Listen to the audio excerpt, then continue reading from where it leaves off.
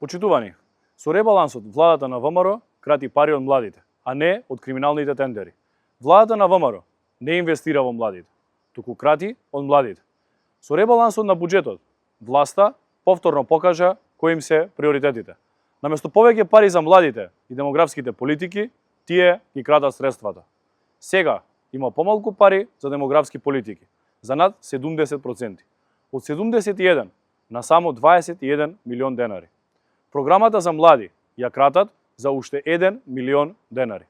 За младите нема пари, но затоа има милиони за нови задолжувања и криминални партиски тендери. За 2 години ја задолжија државата, ги задолжија младите и идните генерации за нови 2,5 милиарди евра. Нема 600 евра минимална плата, нема повеќе средства за младите, образованието и студентите, но има пари за криминални тендери и партиски бизниси. Младите не си заминуваат затоа што не ја сакаат Македонија, туку затоа што власта им ја одзема перспективата. Во држава во која партиската книшка вреди повеќе од дипломата, а врските повеќе од знаењето, младите не гледаат иднина.